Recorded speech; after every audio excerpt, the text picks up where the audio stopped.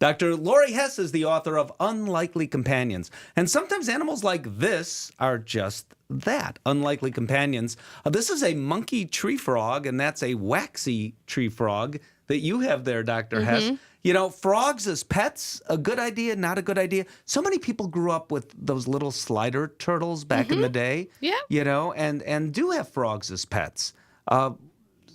Are you concerned that that's not a good idea, or can that be great? In the right circumstances, they can be great pets. But with any other amphibian or reptile, you just have to meet their needs, and you need to study to know what their needs are. So you need to know what they eat, and what temperature they need to live at. He's taking a little walk here. Maybe he'll come on to me here.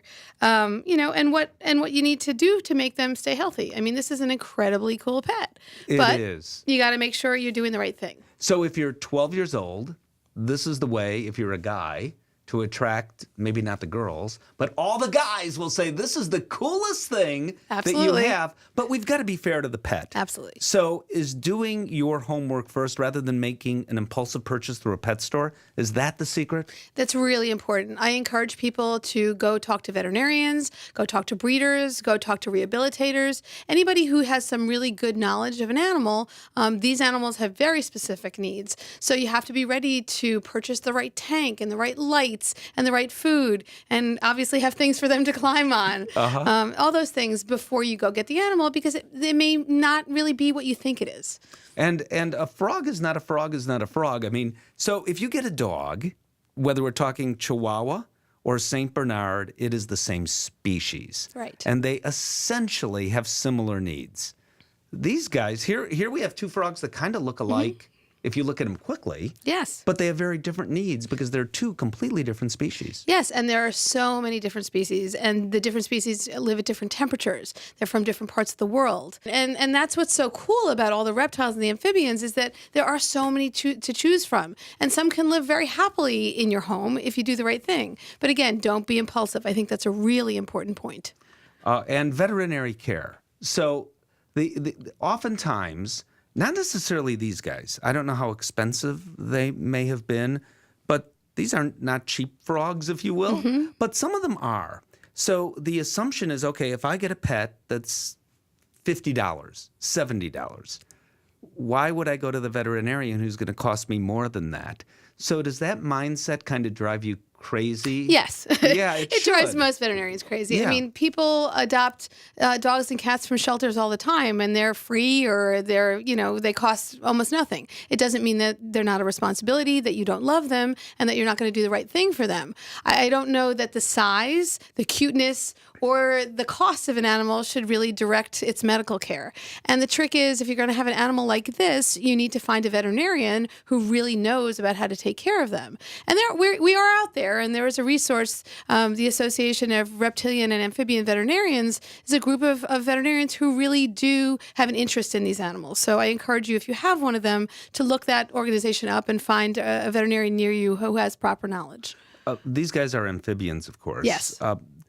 Different topic, but they're actually disappearing on the planet.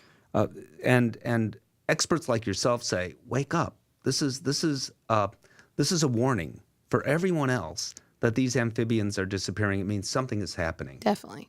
You're in that same boat? Yeah, I mean, we're destroying their habitats. Rainforests are going away. We're developing more land. Agriculture is taking over. All of those things. And we want these species, and they're so cool. And I know I have kids, and I know that they're very excited about learning about animals like this. But we're losing these animals, and we do have to be aware of it. And it's not good enough just to have them in pet stores and keep them in our homes. There won't be a source of these animals. We don't bring them in from the wild anymore, but we want to preserve their ecosystems and make sure they're still around. So that's the next question. I mean, getting these guys through a pet store, is that okay? I mean, do you know that they haven't been taken from the wild? Hopefully they haven't. There are a lot of laws that regulate that. You can only trust the store, and you just have to be very, very careful that you're not just getting them from anybody who might have gone somewhere and smuggled them back into the country, or just taken them out of the outside. I know I have well-meaning clients all the time who rescue animals from the outside and bring them into their homes, but those animals are wildlife. They don't want to live in your home. It's illegal for you to have them in your home, and they really, if they're injured, should be brought to a veterinarian who can get them to a rehabilitator and get them back outside. And the reverse is a concern too. I mean, there are too many people, in my opinion, that get animals just like these as pets, and then say, I don't want him anymore. It'll survive outside, but they won't survive outside. No, they won't. Yeah, unfortunately, too many people, whether it's a reptile, amphibian, or a rabbit even, think that if you just toss it outside, it's going to be okay. Those animals that we have in our homes that we've gotten from pet stores or breeders or shelters, they don't know how to fend for themselves. And they don't know how to take care of themselves or find food. And so they're not going to be okay outside. So don't do that. If you have to give up your pet, find the appropriate shelter and donate it to the shelter. Dr. Laurie Hess, thank you very much. The name of the book, once again, Unlikely Companions, but sometimes great companions. Thank you. Thank you.